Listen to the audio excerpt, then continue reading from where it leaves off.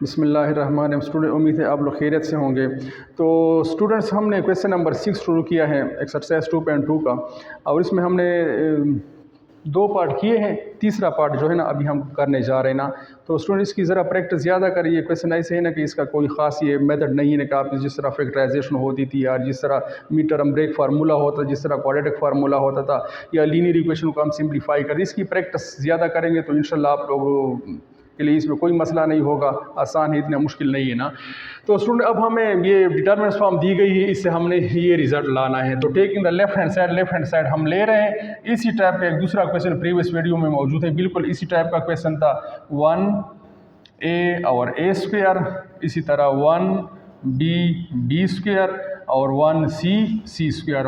तो स्टूडेंट आप देखिए, यहाँ पर मैं एक स्टेप लिख लेता हूँ कि इससे पहले भी एक क्वेश्चन के अंदर यही स्टेप है कि रो 2 से क्या करेंगे, R1 को माइनस करेंगे। तो स्टूडेंट देखिए चेंज कहाँ पर आएगा, जो पहले लिखा होता है उसी में चेंज आएगा, ठीक है ना।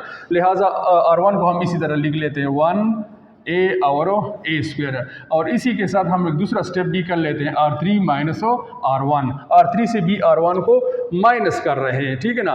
तो पहले आप क्या करें, R2 से R1 को माइनस करें। देखिए 1 माइनस 1, ये 1 R2 का है, ये R1 का है, तो 1 माइनस 1 से किया जाएगा 0 आ जाएगा।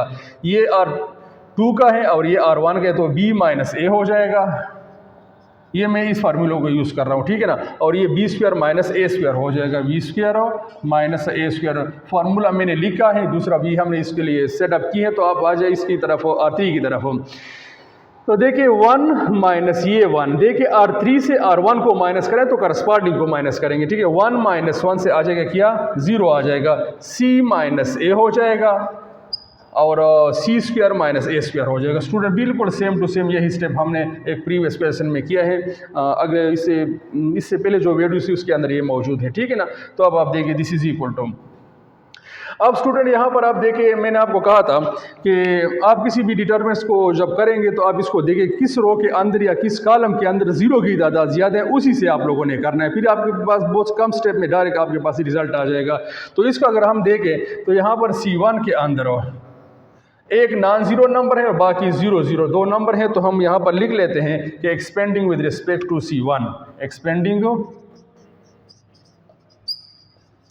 With respect to C1। Student मैं ज़रा इसको स्टेप वाइज कर लेता हूँ।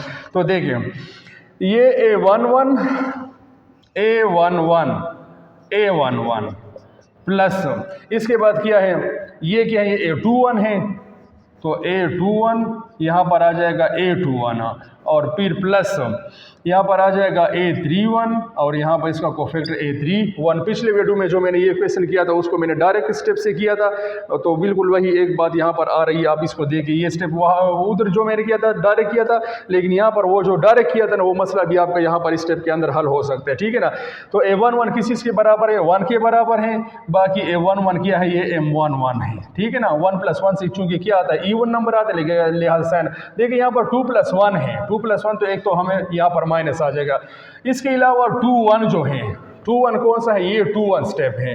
ये A11 है, ये A21 है, तो ये क्या है, 0 है और ये हो जाएगा M21 और प्लस 3 1 हमारे पास क्या है, 0 है और ये हो जाएगा M31। ठीक, मैंने आपको स्टूडेंट बताया था कि जब इसके सबस्क्रिप्ट्स का सम जो है वो जब इवन आएगा तो ऐसी सूरत में माइनर और कोफैक्टर फिर 1 हो जाते हैं, ठीक है ना। लिहाजा इस M11 की जगह और इस M31 की जगह मैंने डायरेक्ट साइन B+ लिखे और ये B+ लिखे। तो स्टूडेंट आप लोगों ने पढ़ा कि 0 × something will be equal to 0, तो ये टर्म भी 0 हो जाता है और ये टर्म भी, क्योंकि 0 इसके साथ मल्टीप्लाई हो रहा है तो हमारे पास सिर्फ रह जाएगा 1.M11। और इसका मतलब क्या है कि फर्स्ट रो फर्स्ट कॉलम के अलावा, तो first row first column student आपको नजर आ रहा है, ये फर्स्ट रो है और ये फर्स्ट कॉलम है। इसके अलावा जो रहते हैं वो हम यहाँ पर लिख लेते हैं, ठीक है। जो बाकी जो रह जाते हैं उसको हम इस तरह लिख लेते हैं, दिस इज इक्वल टू, तो ये हमारे पास B माइनस ए और ये हो जाएगा B square minus A square. और दूसरा जो रो बन जाता है C माइनस A और C square minus A square. So this is equal to b minus a. ये स्टूडेंट आपको अंदाज़ा होगा ये कौन सा फार्मूला है हमारे पास। इससे पहले भी हमने इस प्रॉपर्टी के अंदर जो क्वेश्चन नंबर 6 के अंदर जो क्वेश्चन आ रहे थे, प्रॉपर्टी का एक क्वेश्चन था, तो उसके अंदर भी ये फार्मूला आ गया था ए स्क्वायर माइनस बी स्क्वायर का, जो कि आपको क्लियर होना चाहिए, बी प्लस ए इंटू बी माइनस ए। स्टूडेंट बहुत ज़्यादा ये फार्मूला यूज़ होता है, इसको बिल्कुल आप लोग सही तरह सीख ले, ठीक है ना। सी माइनस ए मैंने इसी तरह लिखे, दोबारा देखें, सी plus A into c minus a, तो दिस इज इक्वल टू, अब आप देखें इसकी हम क्रॉस मल्टीप्लिकेशन कर सकते हैं, और अगर आप कहें तो यहाँ पर हम कॉमन भी ले सकते हैं। बी माइनस ए हम कॉमन ले सकते हैं रो नंबर 1 से। देखिए बी माइनस ए इधर भी है और यहाँ पर भी है, बी माइनस ए तो मैंने कॉमन ले लिया, और इसके अलावा सी माइनस ए इधर भी है और इधर भी है, तो यहाँ पर सी माइनस ए मैंने कॉमन ले लिया।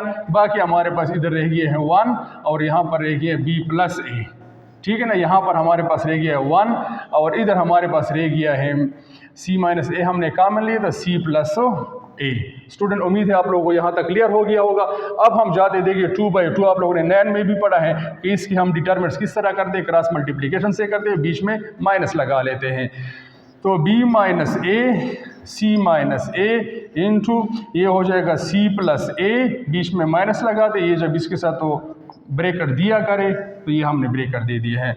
This is equal to b minus a c minus a into c plus a minus b minus a, तो this is equal to b minus a into c minus a into ये देखिए minus a और ये plus ए cancel हो जाएगा, सी minus B हमारे पास। तो student अब एक नज़र आप रिजल्ट पे रखें, रिजल्ट में लिखे हैं a माइनस बी, हमारे पास यहाँ पर b माइनस ए आया है, तो एक चेंज इसमें है, दूसरा यहाँ पर है b माइनस सी, लेकिन यहाँ पर हमारे पास क्या है c माइनस बी, एक चेंज इसमें है, और तीसरा हमारे पास c माइनस ए, यहाँ पर भी c माइनस ए है, यहाँ पर भी c माइनस ए है, ठीक है ना। तो अब आप देखें स्टूडेंट मैं इसको इस तरह लिख रहा हूँ कि माइनस इंटू ए माइनस बी लिख सकते हैं ना, मैंने माइनस कॉमन ले लिया, सी माइनस ए चूँकि हमारे पास रिजल्ट में है, और इस सी माइनस बी को जब आप उल्टा करें ना, यानी कि माइनस बी आगे लाएं, तो इसका बी एक माइनस यहाँ पर निकलेगा और ये हो जाएगा बी माइनस सी, तो ये माइनस और ये माइनस क्या हो जाते हैं, कैंसिल हो जाते हैं, माइनस माइनस प्लस आता है, और हमारे पास रिजल्ट बन जाता है a minus b c minus a और b minus c, which is the right hand side. तो स्टूडेंट ये हमारे पास क्या है, क्वेश्चन नंबर 6 के पार्ट नंबर 3 का रिजल्ट है, और लेफ्ट हैंड साइड और राइट हैंड साइड जो उन्होंने दिए थे यहाँ पर लेफ्ट हैंड साइड के से ये रिजल्ट लाना है, और इसको हमने इस प्रोसेस के बाद आप रिजल्ट हासिल कर लिए, तो उम्मीद है स्टूडेंट आपको ये क्लियर हो गया होगा। तो अब हम आते हैं स्टूडेंट्स क्वेश्चन नंबर 6 का जो पार्ट नंबर 4 है, इसकी तरफ हम आते हैं। हमें एक डिटरमिनेंट फॉर्म दी है, तो इससे हमने 4a स्क्वायर बी स्क्वायर सी स्क्वायर लाना है। मैंने यहाँ पर लेफ्ट हैंड साइड ले लिया है, तो स्टूडेंट आप अगर ज़रा यहाँ पर देखें तो R1 में हम कॉमन ले सकते हैं a को, ठीक है ना, R2 में हम कॉमन ले सकते हैं b को, ठीक है ना, और R3 जो है ना इसमें हम कॉमन ले सकते हैं c को। तो मैं यहाँ पर लिख लेता हूँ कि taking this is equal to, यहाँ पर हम ऊपर लिख लेते हैं कि टेकिंग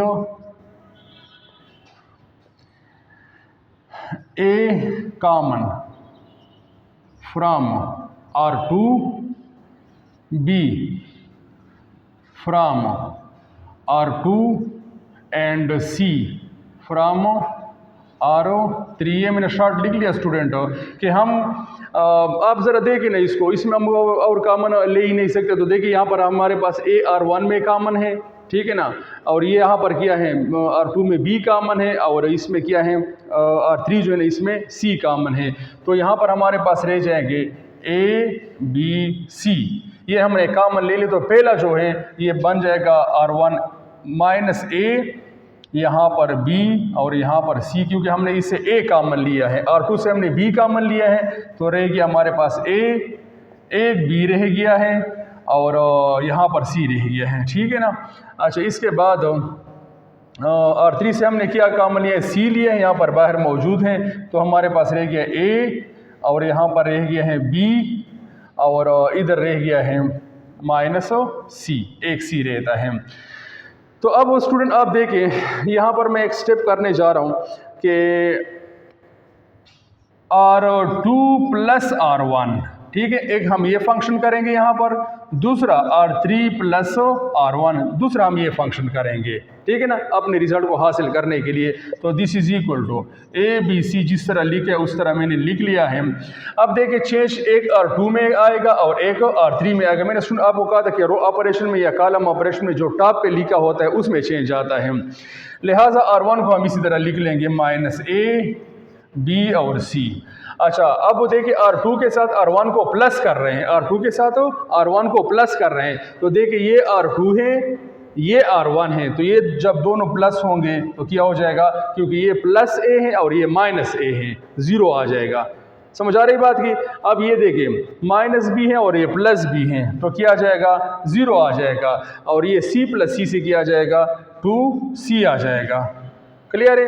अच्छा, अब हम आते हैं R3 के साथ R1 को प्लस कर रहे हैं, R3 के साथ R1 को, तो देखिए ये दोनों जब प्लस होंगे तो क्या आ जाएगा, 0 आ जाएगा।